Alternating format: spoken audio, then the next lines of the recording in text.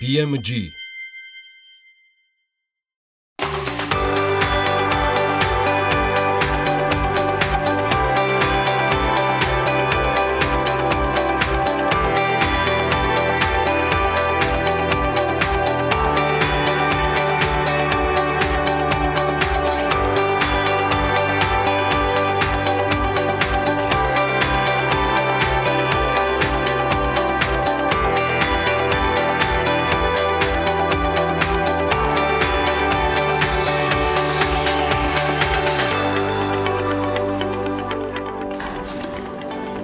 მეათე კლასელმა გოგონებმა ქალაქში საცობებთან დაკავშირებული მდგომარეობის გამოსასწორებლად პროექტი უნივერსალური შუქნიშანი შექმნეს.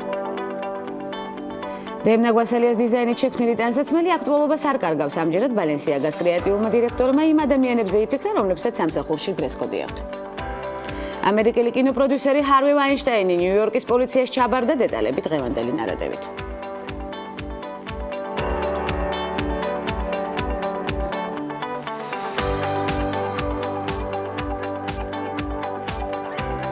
ოთხშაბათია დღეს 30 მაისი და მორიგი აქტუალური საკითხების განხილვით მზად ვართ საინტერესო დღის ნაყოფიერი სტარტისთვის. ვნახოთ გადაცემის ანონსი და გავხსნათ დღევანდელი ამბის თხრობა დილამშვიდობის. ოთხშაბათის გადაცემა და ნარატივით სტუმრები. ნინია კაკაბაძე, საზოგადოებრივი მაუწყებლის სამეურვეო საბჭოს წევრი და მანანა მიქაბერიძე, რუსთაველის ეროვნული სამეცნიერო ფონდის ხელმძღვანელი. ეს ქალების ნარატივია. გვანცა ლახიძესთან ერთად. პარლამენტის თავმჯდომარის პირველი მოადგილე თამარ ჩუგოშვილი და ღია მმართველობის პარტნიორობის საპარლამენტო საბჭოს წევრი კახაბერ კუჭავა საქართველოში ვიზიტით მყოფ საპარლამენტო შორისო კავშირის გენერალურ მდივანს მარტინ ჩუმგონს შეხვდნენ. შეხვედრის მთავარი თემა იყო ღია მმართველობის კუთხით საქართველოს პარლამენტის მიღწევები და ამ მიმართულებით საქართველოში განხორციელებული რეფორმების სხვა ქვეყნების პარლამენტებისთვის გაზიარების საკითხი. ამასობაში რელიგიების სწავლება სკოლებში მივესალმები, რადგან თანამედროვე სამყაროში რელიგიების სახელით წარმოებული კონფლიქტების პირობებში უაღრესად მნიშვნელოვანია, რომ მოსწავლეებს თეოლოგიის საწყისებში ჰქონდეთ საკმაოდ მნიშვნელოვანი ფუნდამენტი ცოდნის თვალსაზრისით. ამის შესახებ საქართველოს პარლამენტის განათლების კომიტეტის თავმჯდომარე მარიამ ჯაშმა განაცხადა. როგორც ჯაშმა აღნიშნა, ის მზად არის საკითხზე მომუშავე სპეციალური ჯგუფის წინადადება განიხილოს.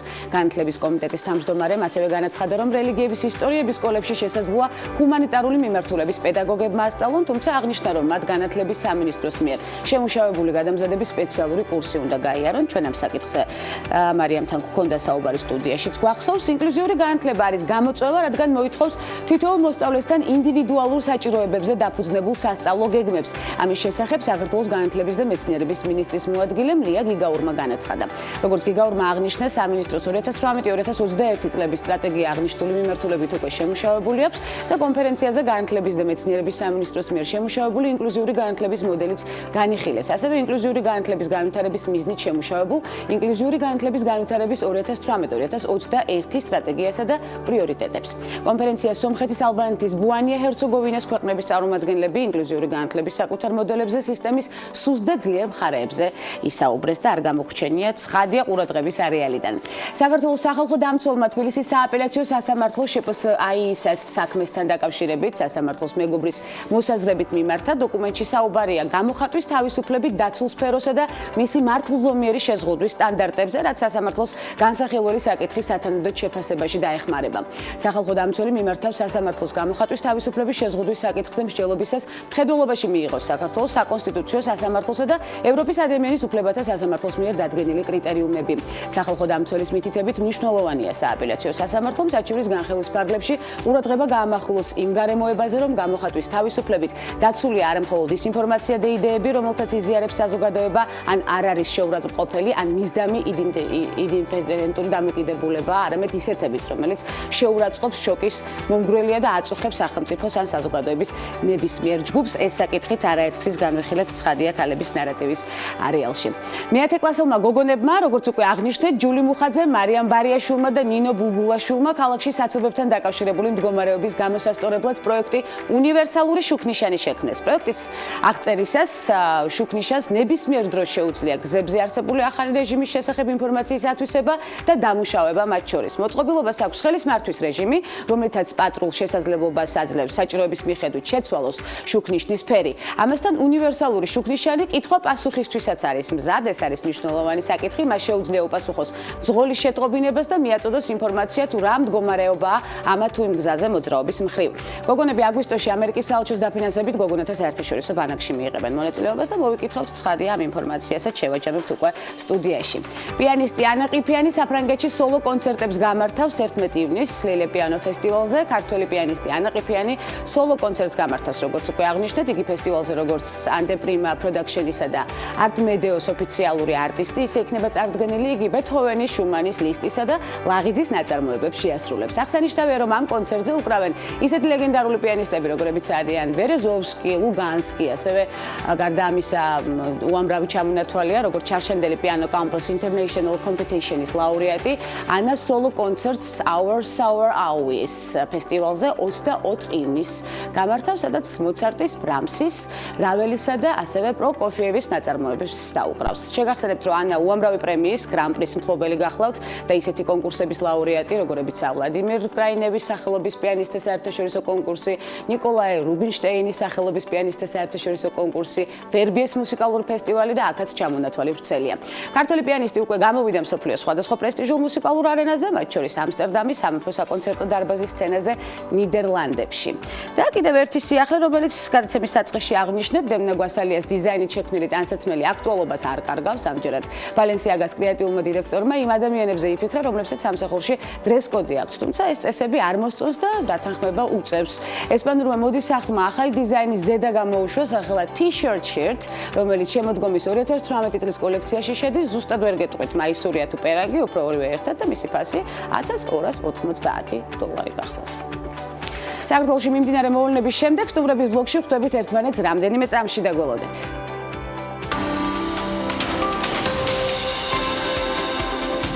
19 საუკუნის მეორე ნახევრის პერიოდული პრესა სავსეა ბარბარა ერისთავი ჯორჯელისადმი მიძღვნილი ლექსებითა და მის შემოქმედებაზე გამოხმაურებებით. ყველა მათგანი აღფრთოვანებულია დავით ერისთავისა და ნინო ამილახვარის ასულის გამბედაობით. საჯაროდ გამოთქვეს საკუთარი მოსაზრებები საქართველოში მიმდინარე პროცესებზე და ჩაერთოს მოდერნიზაციის მოძრაობაში. ბარბარა ჯორჯეძე ქართული კულინარიული ლიტერატურის ფლაგმანი, ქალი, რომელმაც ერთ წიგნით შეკრა და შთამომავლობას გადასცა ქართული სამზარეულოს მთელი საგანძური. ბარბარა ერისთავი მწერალი და საზოგადო მოღვაწე ერისთავების ოჯახში დაიბადა და ჯერ კიდევ 12 წლის ასაკში ცოლად გაყვა თავად ზაქარია ჯორჯაძეს. მან ლიტერატურული მოღვაწეობა დაიწყო 1858 წლიდან ჟურნალ ცისკარში. მამებისა და შვილების ბრძოლაში მამების პოზიციას იცავდა. იგი რომანტიკული სკოლის წარმომადგენელია, მოგვიანებით ქართველი სამოციანელთა შეხედულებების გაიზიარა. წერდა ლექსებს, მოთხრობებს, პუბლიცისტურ წერილებს. მისი წიგნი ობოლი მარგალიტივით გვაქვს ქართველებს ბარბარა ჯორჯეძის სრული სამზარეულო. წიგნი პირველად 1874 წელს გამოიცა და მოკლე ხანში გაიყიდა. 1914 წელს კი მისმა ქალიშვილმა მანანამ მესამე გამოცემა დაბეჭდა. იგი შესავალშიც აღნიშნავს, რომ ბარბარა ჯორჯეძე თავის წრეში იმ იშვიათ კატეგორიას მიეკუთვნებოდა, რომელიც საოჯახო საქმის კეთებას არ თაგილობდა და სხვებსაც ამისკენ მოუწოდებდა. წიგნში შემავალი რეცეპტები მას პირადად აქვს გამოცდილი. შეიძლება ითქვას, რომ ბარბარა ჯორჯეძის სრული სამზარეულო თავისი დროისთვის იყო ნოვატორული ნაბიჯი. წიგნში დაცულია ყველა ის კრიტერიუმი, რაც გააჩნია თანამედროვე კულინარიის სახელმძღვანელოებს. ბარბარა ჯორჯეძემ ფანჯარა გაჭრა ევროპაში და ევროპული სამზარეულოს ბევრი ნიმუში წარუდგინა მე-19 საუკუნის ქართულ საზოგადოებას. ამისი დასტურია ბიუშტექსი, მრავალნაირი ნამცხვარი, დესერტების მთელი ჩამონათვალი, შარლოტას ბლომანჟესა და სხვადასხვა სახის პუდინგის ჩათვლით.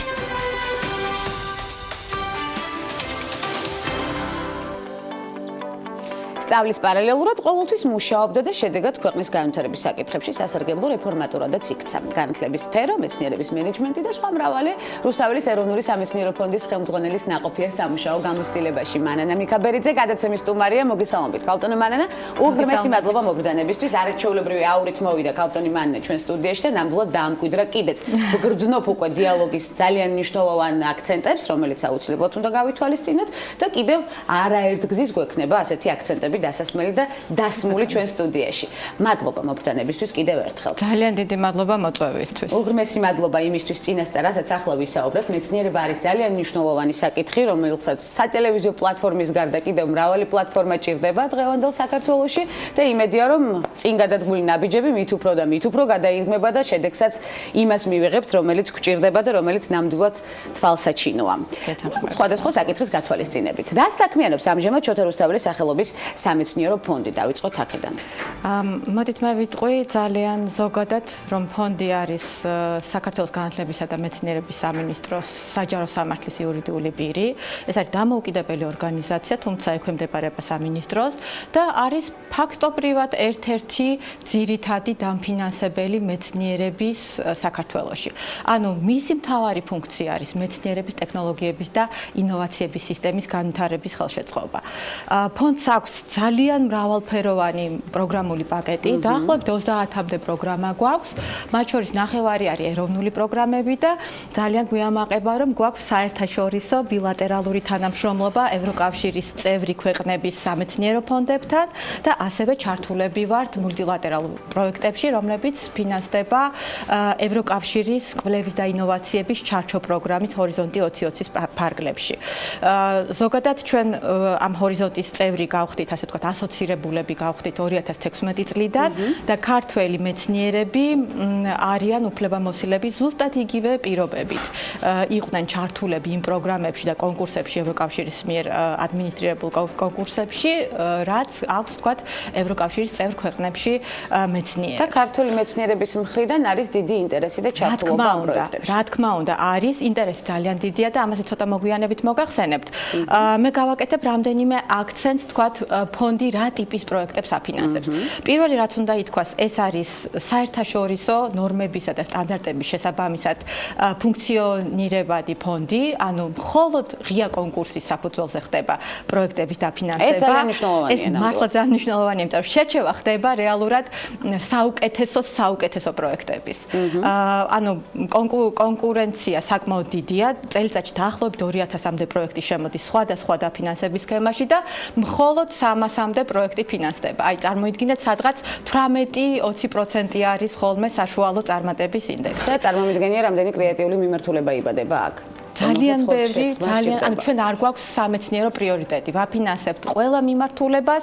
მთავარი აქცენტი, მთავარი შერჩევის კრიტერიუმი არის გამორჩეულობა, ინოვაციურობა და შემდეგ ეფექტიანობა, თქვათ, სახელმწიფოებრივი ინტერესების მიმართებით. ანუ ეს არ არის მხოლოდ ფუნდამენტური კვლევები, ეს არის გამოყენებითი კვლევები, ეს არის ახალგაზრდა მეცნიერთა განვითარებისთვის სპეციალური პროგრამული პაკეტები, ეს არის საერთაშორისო თანამშრომლობის გაძლიერება, თქვათ, მეცნიერების, ტექნოლოგიების და ინოვაციების სფეროში და ასევე წვდომა, თქვათ, სამეცნიერო ინფრასტრუქტურაზე, ბაზებზე, გარკვეულ საერთაშორისო პროგრამებზე. ძალიან ბევრი პროექტი და მრავალმხრივი პროექტი ჩამოთვალეთ, ნამდვილად საინტერესოა, რა მოცულობის თანხა იხარჯება პროექტების დასაფინანსებლად. როგორც აღვნიშნეთ უკვე, ფინანსები გამოყოფილია, ძალიან ბევრი კრეატივია, ძალიან ბევრი მეცნიერია ჩართული და იგეგმება თუ არა დაფინანსების გაზრდა და საჭიროება თუ ამის. რა თქმა უნდა, ეს არის ძალიან მნიშვნელოვანი კითხვა. დაფინანსება ამ ეტაპზე ფონდს აქვს 22,280,000 ლარი წელიწადში და ხაზგასმით ვიტყვი, რომ 2012 წლის ბიუჯეტთან შედარებით თანხა გაზრდილი არის თითქმის საბჯერ. ანუ პროგრესი მატების აი ამ სისტემაში ჩადებული სახელმწიფო ბიუჯეტის თანხის არის ძალიან ხელშესახები. თუმცა აქვე ვიტყვი, რომ ეს არ არის საკმარისი. რეალურად ეს იზომება, ეგრეთ წოდებული ინდიკატორი არის, თქვათ, 0, რამდენი პროცენტი არის მთლიანი შიდა პროდუქტის ამ სისტემაში, მეცნიერების, ტექნოლოგიების და ინოვაციების სისტემაში ჩადებული ინვესტიციებიდან.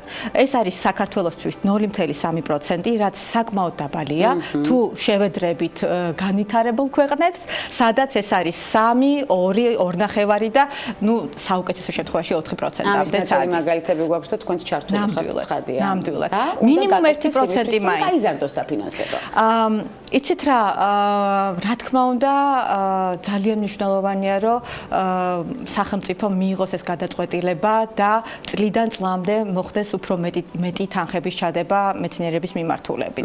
ოღონდ ეს უნდა იყოს ძალიან კარგად გააზრებული, სახელმწიფო სტრატეგიასთან შეთანხმებული, კოორდინირებული მუშაობის საფუძველზე მიღებული გადაწყვეტილება და არა მხოლოდ ის რომ თანხა გაიზარდოს. ცხადია და უნდა იყოს გააზრებული, რას იღებს დღეს ქვეყანა მეცნიერებისგან და რა შეუძლია რომ მიიღოს მომავალში. იცით რა, ძალიან ბევრ საინტერესო რამეს იღებს, იმიტომ რომ ჩვენ ვაფინანსებთ აბსოლუტურად ყველა მიმართულებას. დაწყებული საბუნებისმეტყველო დარგებით, დამთავრებული სოციალური მეცნიერებებით, ჰუმანიტარული მეცნიერებებით და არის ერთი სტრატეგიულად მნიშვნელოვანი პრიორიტეტი, ერთადერთი, ეს არის საქართველოს შემსწავლელი მეცნიერებები და სწორედ აი ამ მიმართულებაში განხორციელებული კვლევები, რომელიც ძირითადად ეხება კულტურული, მატერიალური და სულიერული მემკვიდრეობის შესახებ კვლევებს და საქართველოს შესახებ კვლევების პოპულარიზაციას, ჩვენ ვთვლით, რომ ეს არის სახელმწიფოსთვის სტრატეგიულად მნიშვნელოვანი. ქალები თუ არიან ჩართულები ტექნოლოგიური მიმართულებით? რა თქმა უნდა. იცით რა, მე მინდა გითხრათ, რომ ჩვენ გვეამაყება ის სტატისტიკა, რაც გვაქვს. როდესაც გვაქვს სხვადასხვა საერთაშორისო ფორუმებში განხილვა ამ საკითხთან მიმართებაში, ან გენდერული თვალსაზრისით განაწილება როგორ არის, თქვათ, დაფინანსებულ პროექტებში, მე ვიტყოდი, რომ საკმაოდ კარგ მაჩვენებელს ვდებთ საქართველოს თვალსაზრისით. ეს რა თქმა უნდა დამოკიდებული არის დისციპლინებზეც, მაგრამ ის მომენტი, რომ აქ თქვათ რამენაირად ქალები იჩაგრებიან, ეს საქართველოს ნამდვილად არ აქვს. მსუყი გამოცდილება გაქვთ თქვენ ხელმძღვანელ პოზიციაზე უნდა გითხრათ როგორც ქალბატონზე, რამდენად მარტივია დღეს ქალისთვის ხელმძღვანელის პოზიცია. ამ მიმართულებითაც მინდა თქვენი გადმოსახედიდან ვისაუბროთ. არსებობს თუ არა რაიმე ბარიერი, ან ქონიათ თუ არა მსუყი სამუშაო გამოცდილებაში რაიმე ბარიერი სწორედ ამ პოზიციის მიმართულებით? იცით რა, ვიტყოდი, რომ ზოგადად ხელმძღვანელის პოზიცია არ არის მარტივი და ახალს არაფერს არ ვიტყვი. არის ძალიან დიდი პასუხისმგებლობა და ფაქტიურად არის შემთხვევები, როცა 24 საათიან რეჟიმში გიწევს მუშაობა და ამაზე წუწუნს აზრიც არ აქვს, იმიტომ რომ შენ მიიღე ეს პოზიცია, იცი რომ შენი გასაკეთებელია საქმე. თუმცა, როდესაც ქალი არის ხელმძღვანელი, მე ვიტყოდი, რომ ქალები ეს შეიძლება ჩემი სუბიექტური აზრია, მეტად პერფექციონისტები ვართ და შეიძლება უფრო მეტად მომთხოვნები ჩვენი თავის მიმართ და ამიტომ ეს შეიძლება გვირთულებს გარკვეულად საქმეს და არის კიდევ სახლის მომენტიც. თუ ქალს აქვს ყავს ოჯახი, ყავს შვილები მცირეწლოვანი, ხო? რაც არ უნდა დამხმარე ყავდეს მას ოჯახში, მაინც გარკვეულწილად უწევს გარკვეული საქმის კეთება.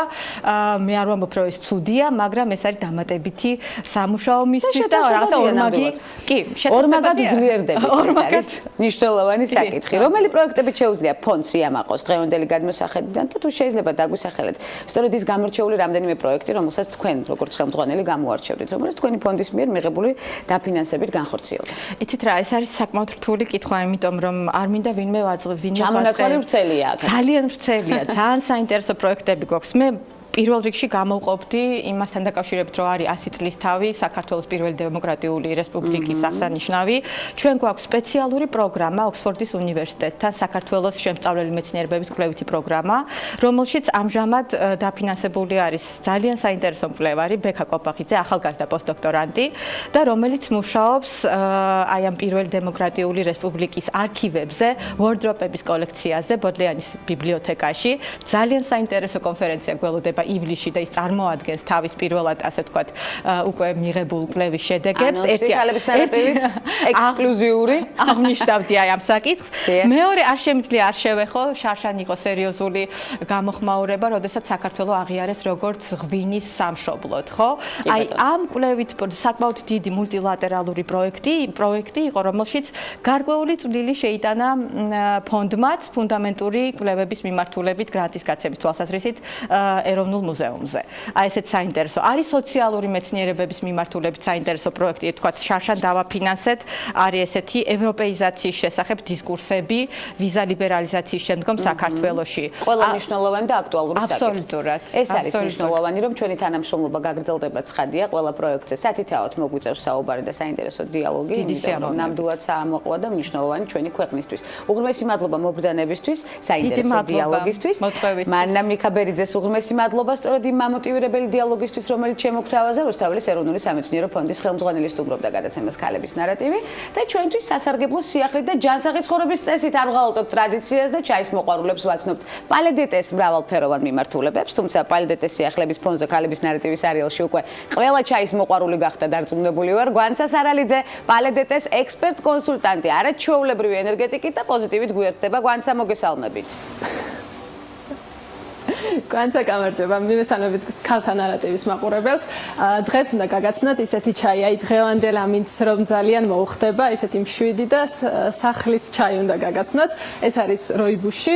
ნუ ჩაი არა, ეს არის მცენარე, სამხრეთ აფრიკული მცენარე, რომელიც არის ბუნებრივად უკოფეინო. გარდა იმისა, რომ კოფეინი არ აქვს და საღამოსთვის იდეალურია და ნუ დღის ნებისმიერ მონაკვეთში იდეალურია, ასევე ის ძალიან კარგია, ის ძალიან სასარგებლოა, იმიტომ რომ კინა შეიცავს დიდი რაოდენობით, შეიცავს ბეჭდგუფის ვიტამინებს დიდი რაოდენობით.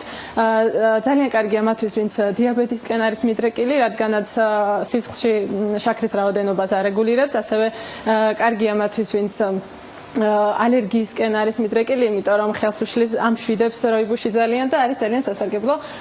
ჩვენ გვაქვს როიბუში როგორც კლასიკური ვარიანტი, ასევე სხვადასხვა დანამატებით. ეს არის ერთ-ერთი ჩემი ფავორიტი დანამატი ვანილი, რომელიც არის უგემრიელესი. თუ როიბუშს დავუმატებთ ცოტა თავს და ცოტა ციტრუსს, გაცილებით უკეთ შევიგრძნობთ მის გემონურთვისებებს და ასევე გაცილებით სასარგებლო გახდება ის. ამიტომ როიბუში დღის ნებისმიერ მონაკვეთში საღამოს იდეალურია და ძალიან კარგი ასევე ბავშვებისთვისაც და ძალიან მოსწონთ ბავშვებს.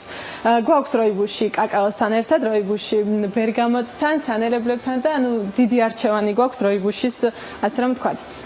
ასევე კიდევ მინდა გაგაცნოთ მეორე ჩაი, რომელიც ასევე ძალიან საინტერესოა. როიბუშისგან განსხვავებით, მისი კოფეინი ძალიან მაღალია, იმიტომ რომ ეს არის მატეს, უფრო სპორტსმენების სასმელია, რადგანაც კუნთებზე ახდენს მატონიზირებელ ეფექტს და ვერ გრძნობენ დაღლას, იმიტომ რომ სამხრეთ ამერიკაში მატეს გარეშე ცხოვრება წარმოუდგენელია, ის ნაციონალური სასმელიც კია სამხრეთ ამერიკის ქვეყნების, აი ბრაზილიაში კარნავალი მატეს გარეშე წარმოუდგენელია, ასევე ეს არის სპეციალური მატეს დასალები ბომბილა და კალაბაში, ეს არის გოგრა.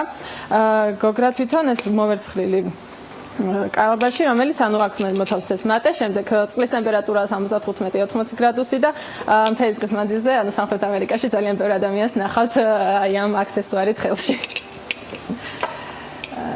კიდევ ვანცა. ესე იგი სამხრეთ ამერიკაში წასვლა ჩვენ არ გვიწევს მატეს დასაგემოვნებლად, აქვე შეგვიძლია პალედეტეს არეალში ძალიან კარგად და ბედნიერად ვიგრძნოთ მატესთან ერთად თავი. ასევე როიბუშით დავიმშვიდოთ ნერვები, როგორც აღნიშნე და არაჩვეულებრივი დღე წარმართოთ ბედნიერად. ვანცა, უღრმესი მადლობა ჩართულობისთვის გადაცემაში ქალების ნარატივი. მე გელოდებით კვლავ იმ სასარგებლო რჩევებით, რომელსაც გვაწვით ყოველკვირეულად. მადლობა დიდი ამ мотиваციისთვის დილიდან. ვანცა სარალიძე ჩართვა გქონდა პალედეტედან პირდაპირ არაჩვეულებრივი ენერგეტიკით, როგორც უკვე აღნიშნე და ჯანსაღი ცხოვრების წესის მოტივირებით. მცირე სარეკლამო ბლოკის შემდეგ ბრუნდებით უკვე უცხოეთში განვითარებული მოვლენებით და მოდით საინტერესო სტუმართან ერთად დაგველოდეთ.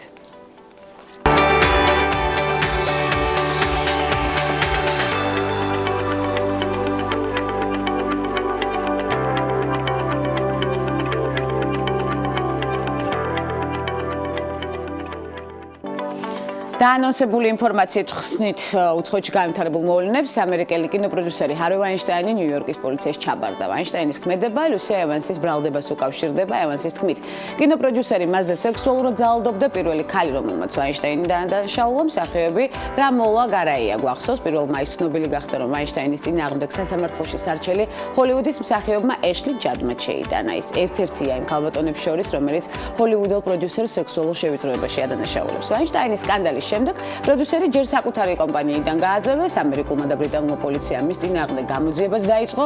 ამასთან ის ბრიტანეთის და ამერიკის კინოაკადემიებიდან გარიცხეს და არ გამოგჩენია არც ერთი მიმდინარე მოვლენა ცხადია ქალების ნარატივის არეალში. ნიუ-იორკში ჩალმიანი ქალი პოლიციელი გამოჩნდა 20 წლის გურსო კაური, ინდური წარმოშობის ამერიკელი ქალბატონი გახლავთ, რომელმაც ნიუ-იორკის პოლიციის აკადემია მიმდინარე წლის მაისში დაამთავრა. იგი პირველი ქალი პოლიციელია ნიუ-იორკში, რომელიც ჩალმით გამოჩნდება ქუჩებში. დღეისათვის ნიუ-იორკში 190 იქ სამართალდამცავი მუშაობს, 10 მათგანი ხალია, ჩალმა არის ერთ-ერთი აქსესუარი, რომელიც სიქების რელიგიურ წამს აღნიშნავს. ჩალმის ტარების უფლება აღნიშნული რელიგიის მქონე ქალებს 2016 წლის დეკემბერში მიეცათ და კაური გახდა პირველი ქალი, რომელმაც ამ უფლებით ისარგებლა და პრინციპში გახდა კიდეც მსოფლიოში ცნობილი ამ გადაწყვეტილებით და ნაბიჯით. მადრიდში 10,000-ობით ადამიანმა ესპანეთში კორიდას აკრძალვის მოთხოვნით აქცია გამართა. საპროტესტო აქციის მონაწილეებმა ხელისუფლებას მოუწოდეს ხარების მონაწილეობით ყველა სანახაობრივი ღონისძიება აიკრძალოს. აქციის ორგანიზატორი მოძრაობა ხარების ბრძოლა ძალადობა იყო. ორგანიზაციის მონაცემებით ესპანეთის დედაქალაქში გამართულ დემონსტრაციაში 40,000-ზე მეტმა ადამიანმა მიიღო მონაწილეობა. დემონსტრანტებმა ხარების ბრძოლას ესპანეთის ეროვნული სირცხვილი უწოდეს აქვე, მათ ასევე ცხოველთა დაცვის შესახებ კანონმდებლობის გამკაცრებაც მოითხოვეს. აქციას 170-მდე ორგანიზაციამ დაუჭირა მხარი. კორიდა ესპანეთის კულტურულ მემკვიდრეობად არის აღიარებული, ვიცით და ვნახოთ როგორ განვითარდება მოვლენები აქციის შემდეგ. ევროსაბჭოს შენობასთან 4500 წყვილი ფეხსაცმელი გამოფინეს. აქცია პერფორმანსი ბოლო 10 წლის განმავლობაში ღაზის სექტორში მოკლულ ადამიანებს მიეძღვნა. ამის შესახებ წერს ერთ-ერთი სტატიის ავტორი, ღონისძიების ორგანიზატორებმა ამ ფორმით ევროკავშირს მეტი პრაქტიკული ნაბიჯის გადადგმისკენ მოუწოდეს. იმპროვიზირებული მემორიალი ევროსაბჭოსთან მაშინ გაიმართა, როდესაც შენობაში ორგანიზაციის პირველი დიპლომატები იკრიბებოდნენ. ღონისძიების ორგანიზატორები განმარტავენ, რომ ფეხსაცმელები მათ მოქალაქეებისგან შეაგროვეს, რასაც რამდენიმე დღე მოანდომეს. 2008 წელს ღაზას სექტორში ომის დროს 4500 ადამიანი დაიღუპა. ამას გაერთიანებული ერების ორგანიზაციის მიერ გამოქვეყნებული ოფიციალური ანგარიშიც მოწმობს, დაპირისპირება 2008 წლის 27 დეკემბრიდან 2018 წლის 18 იანვრამდე გრძელდებოდა. და მორიგი საინტერესო და აქტუალური საკითხით სტუმრების ბლოკში ვრუნდებით, დაგველოდეთ.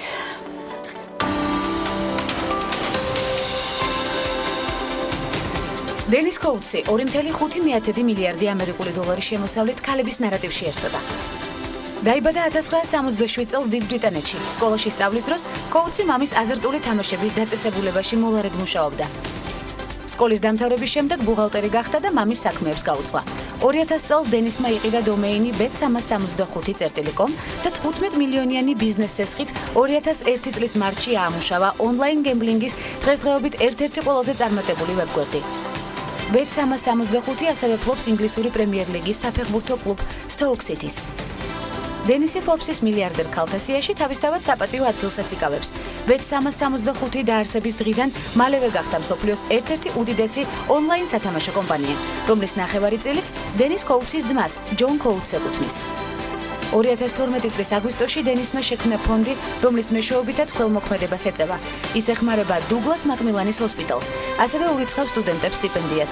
ფონდმა ასევე დადო პირობა, რომ 230,000 ევროს წმინდა იოსების კოლეჯში გადარიცხავს. 2015 წლის მარტში მსოფლიოს უდიდესმა ონლაინ სათამაშო კომპანიამ განთავსებული ფსონებით 51.6 მილიარდ ამერიკულ დოლარს მიაღწია. მისი სასარგებლო საქმიანობით ხშირად დავინტერესებულ ვართ და განგვიხილავს კიდეც სხვადასხვა სატელევიზიო ფორმატში აქტიური და მსუყე სამუშაო გამოცდილების გასაზიარებლად აქტუალურ საკითხებთან ერთად მაინსპირირებელი ნარატივი გველის ნინია კაკაბაძე საზოგადოებრივი მაუწყებლის სამეურვეო საბჭოს წევრი 4 შაბათის გადაცემის სტუმარია. უღრმესი მადლობა ნინია მობრძანებისთვის. ეს რეგალია აღნიშნეთ და პირველ პოზიციაზე წამოვწიეთ, თუმცა უამრავი რეგალია გვახსოვს თქვენს ხარჯზე მსუყე სამუშაო გამოცდილებაში მრავალი წლის რეგალიები არ მაქვს და არ მქონია არასოდეს. ეს რეგალია ნიშნავს, რომ რეგალია უკვე არსებობს და კიდევ სხვა მიმართულებები გვახსოვს თქვენ მსუყე სამუშაო გამოცდილებაში, სწორედ ამის აღნიშვნა მინდოდა. მადლობა მობრძანებისთვის. შეგვიძლია პალენდეტეს ჩაი დავაგებოვნოთ იმისთვის, რომ დიალოგი წარიმართოს. დიდი სიამოვნებაა. კომფორტულ გარემოში. ამ მაღაზიის მომხმარებელი ვარ. ეს ძალიან გვახარებს, გაუხარდება ახლა მაცასარამის, რომელიც ახლახანს იყო ჩართვაში. ცოტა ძვირია, მაგრამ გემრიელი. რაც თავარია ხარისხია, ნამდვილად. აქტუალური საკითხით უნდა დავიწყოთ საუბარი. ნინია კაკაბაძე საზოგადოებრივი მაუწყებლის წინააღმდეგ სასამართლოს მიმართავ გავრცელდა ასეთი ინფორმაცია ცოტა ხნის წინ, იმის გამო რომ გამოთხოვილი ინფორმაცია არ მიაწოდეს, თუმცა ეს არ შედგა, როგორც აღნიშნეთ უკვე ეთერს გარეთ და ახლა ეთერში უნდა განვიხილოთ, რატომ ითხოვდით გადაცემების მთლიანი დაფინანსების ინფორმაციას, ნინია? ფიქრობდით, რომ სამართლიანობის პრინციპი იყო დარღვეული და ხელფასების გადანაწილება არასამართლიანი? ამ შემთხვევაში რაც ვფიქრობდი, შეიძლება ძალიან მეორე ხარისხოვანი იყოს. მთავარი არის ის, რომ მოგეხსენებათ ახლადარჩეული წევრი ვარ სამეთვალყურეო საბჭოსი. სამეთვალყურეო საბჭოს სულ ორი ფუნქცია აქვს, ესეთი უმთავრესი, რომელიც საკმაოდ რთული არის, მაგრამ ეს არის როგორც ბიუჯეტის კონტროლი, ასე მეორე არის პროგრამული პრიორიტეტები. ანუ საბჭო განსაზღვრავს ამ პროგრამულ პრიორიტეტებს და შემდეგ მთლიანად მაუწყებელმა ეს უნდა შეასრულოს და უნდა აკონტროლოს, რამდენად სრულდება ამ განსაზღვრული პრიორიტეტები. აგრეთვე ბიუჯეტის კონტროლი. იქიდან გამომდინარე, რომ როდესაც შევედი დამხვდა ინფორმაცია, რომ ბოლო კვარტალში, ბოლო პერიოდში კიდევ არის გაზრდილი მომატებული ხელფასები.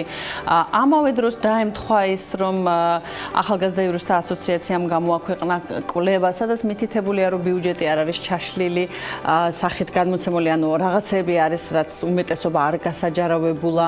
მათ შორის საბჭოს არ მიუღია ამაზე ამომწურავი ინფორმაცია, ვიფიქრე, რომ უნდა დავინტერესდე კი არა და დამაინტერესა ისედაც ისეთი გადაცემების ბიუჯეტმა, რომელიც არის წამყვანი გადაცემების, იგი მთავარი ფოკუსი კეთდება სწორედ აი ამ საინფორმაციო გამოშვებას და პოლიტიკურ გადაცემებზე, იგულისხმება ток-შოუები.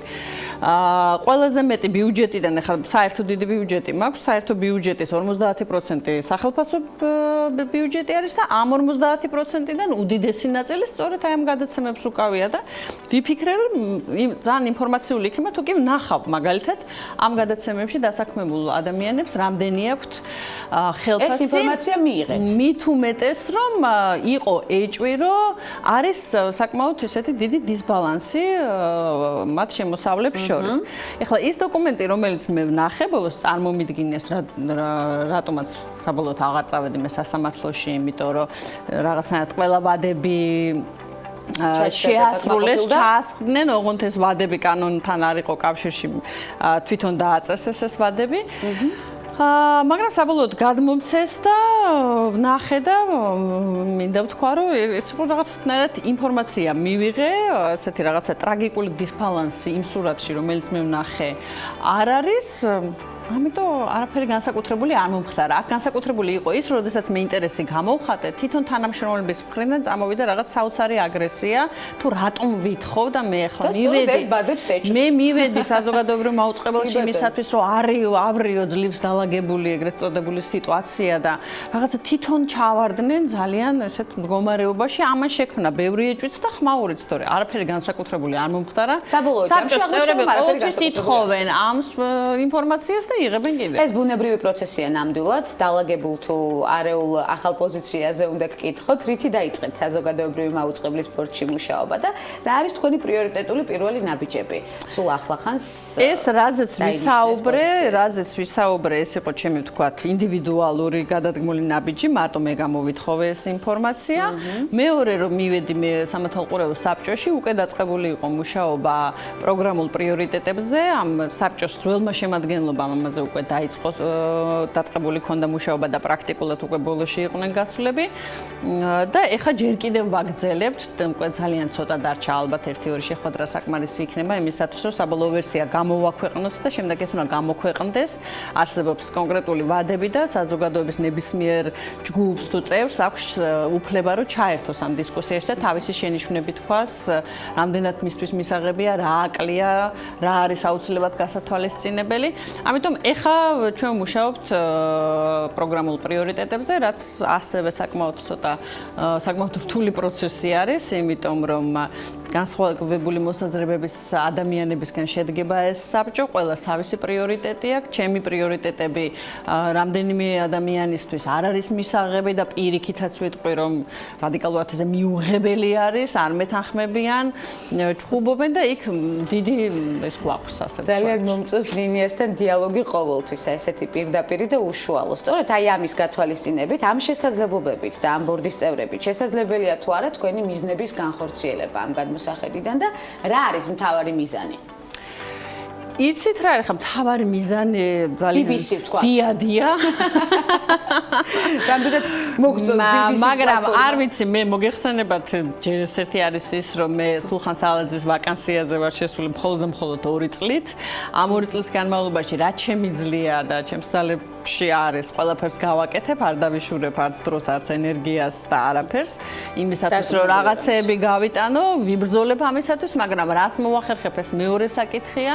იმიტომ რომ საკმაოდ დიდი წინააღმდეგობა არის შიგნით და აი ეხლა მაგალითად აი ამ პროგრამულ პრიორიტეტებზე მუშაობის განხილვებისას გამოჩნდება რეალურად რა შეგვიძლია რომ გავაკეთოთ რა, იმიტომ რომ მაგალითად არის პუნქტი სიტყვაზე ვამბობ, რომელიც შეიცავს თქვათ ადამიანის უფლებებზე, აი ამ საკითხებზე სხვადასხვა ტიპის მედია პროდუქტის შექმნას. ეს იქნება თქვათ, ეს პროდუქტი იქნება საინფორმაციოში ინტეგრირებული თუ სხვადასხვა გადაცემებში, ეს მერე შეიძლება მენეჯმენტთან ერთად დაკონკრეტდეს, მაგრამ პრიორიტეტებში აუცილებლად უნდა იყოს ჩემი აზრით, აუცილებლად უნდა იყოს მითითებული, იმიტომ რომ ჩვენ ცხოვრობთ ქვეყანაში, სადაც ჯერ ისევ განვითარებადი დემოკრატიის სახელმწიფო ვართ, ჯერ ისევ ძალიან უხეშად ირღვევა ადამიანის უფლებები, სულ რამდენიმე დღეების წინ ჩვენ ნახეთ ის, რომ მაგალითად 17 მაისს LGBT თემის წარმომადგენლები ქუჩაში ვერ გამოვიდნენ, იმიტომ რომ შეაშინეს და იმიტომ რომ მართლაც ძალიან დიდი საფრთხე იყო, იმიტომ რომ ეს აგრესიული ჯგუფები არიან, რომელიც თავს ესხმიან და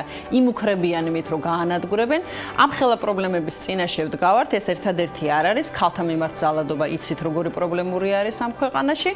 ასეთი ბევრი არის შეზღუდული შესაძლებლობების მქონე ადამიანების უფლებები. ჩვენ თითქოს ვსაუბრობთ, რაღაცა პანდუსები გავაკეთეთ და თითქოს ამით ამოიწურა მათი პრობლემები. ძალიან ბევრი არის. და ამიტომ ჩემი მიზანი არის და პირველ რიგში ეს მინდა რომ რაღაცნაირად პრიორიტეტებში იყოს ასაღული, რომ ეს იყოს სწორედ პრიორიტეტული, რომ საზოგადოებრივი მაუწყებელი ჩემი აზრით უნდა იყოს პირველი მთელ მედია ბაზარზე, რომელიც ამ თემებზე ყველაზე ხშირად, ყველაზე მწვავედ, ყველაზე კარგად ისაუბრებს და აბსოლუტურად ამომწურავ ინფორმაციას მიაწოდებს მოსახლეობას, იქ მოსახლეობას ეტყვის მაგალითად, რომ ჰომოსექსუალობა მაგალითად გადამდები არ არის. აი რაღაცა ძალიან ბევრი სამუშაო გვაქვს ჩვენ გასატარებელი. სწორედ ამ უფლებების აი ამისა აქ ძალიან ბევრი წინააღმდეგობა ხდება. ცოტა ხნის წინ გამოქვეყნდა კიდევაც თქვათ ერთ-ერთი წევრის კომენტარები, რომელიც ესეთი აშკარად გამოხატული ჰომოფობი არის. რომლისთვისაც სიტყვა ლესბოსელი სალანძღავი ყველაზე ცუდი სიტყვა არის, ამას იყენებს და ეკა გიგაურის მიმართ, რომელსაც მათ ანუ მისმა ორგანიზაციამ რაღაც ანგარიში გამოაქვეყნა და იმისათვის რომ ეს ორგანიზაცია და მისი თავმჯდომარე გაელანძღა, ასე ვთქვათ, გამოიყენა ეს სალანძღავი სიტყვა. სალანძღავად გონია, რომ ეს არის ყველაზე დიდი შეურაცხყოფა საერთოდ ადამიანს რომ მიაყენა. მაგრამ აქ პრობლემა ის არის, რომ ეს ადამიანი მაგალითად არის ჩამოყალიბებული ჰომოფობია რა. იქ არის გია იაკობაშვილი, რომელიც როგორც კი LGBT ამ 400-ს დაინახავს სადმე მაშინვე სახე ეცვლება და მაშინვე მისთვის ეს არის ძალიან დიდი პრობლემა ის რომ პრიორიტეტებში ვთქვათ აი ეს 400 ფიგურირებდეს. ამიტომ წინააღმდეგობები ძალიან ბევრი არის, ძალიან ბევრი საბრძოლელი არის, ნახოთ რა იქნება და როგორ იქნება.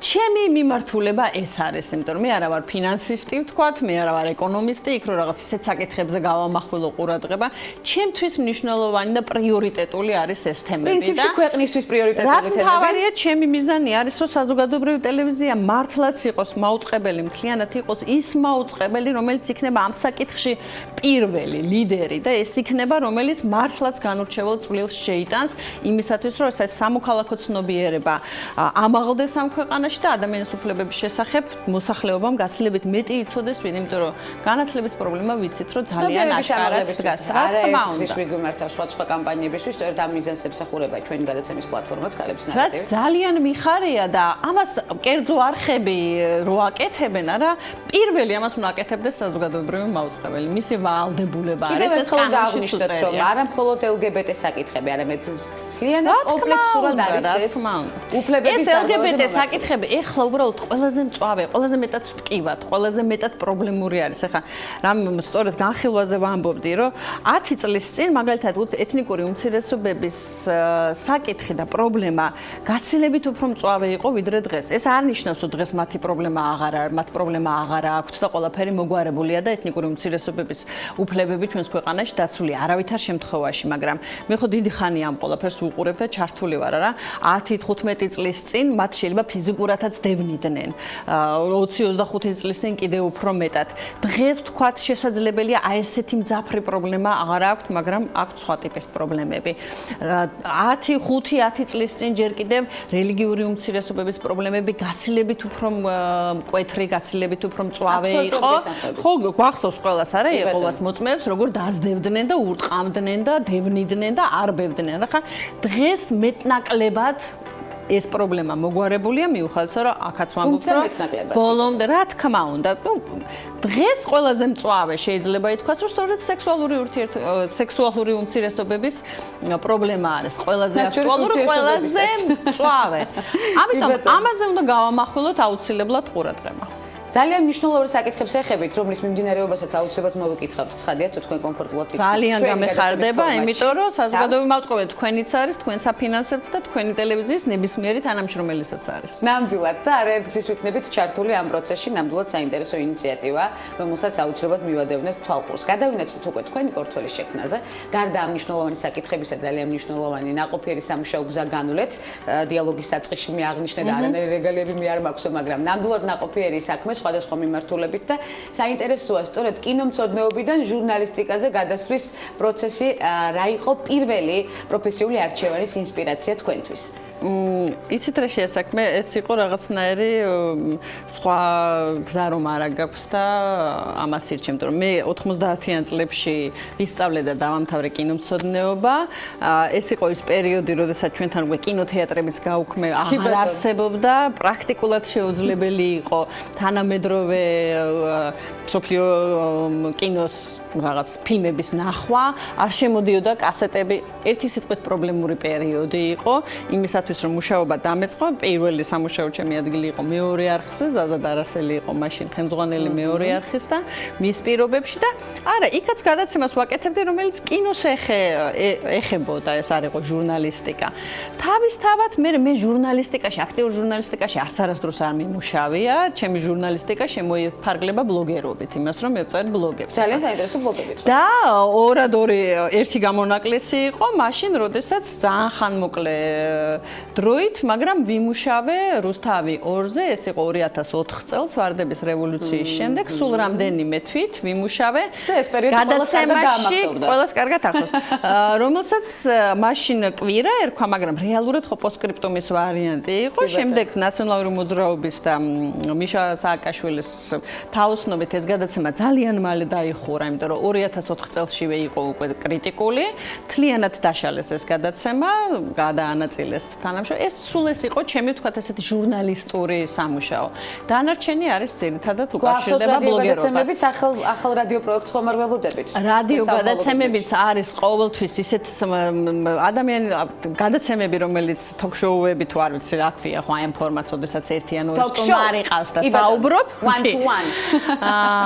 და იყო ძირითადად ხო ეხებოდა თემებს რომელიც უკავშირდება ასე ვთქვათ საზოგადოებას, ადამიანის უფლებებს და ესეც საკითხებს. ესეც ტიპიური ხა ჟურნალისტიკას ვერ დავარქმევ. ძალიან მნიშვნელოვანი საკითხები, ძალიან მნიშვნელოვანი ინიციატივები თქვენს გარშემო. არაერთი სტატია გვახსოვს კიდევ სხვადასხვა ჟურნალში, როდესაც ველოდებით ბლოგის სახით ნამდვილად გვაქვს სახეზე და უკვე დიდი ხანია ეგეთ შევწყვიტე. და ველოდებით ამ მიმართულებითაც სამომავლო გეგმებს.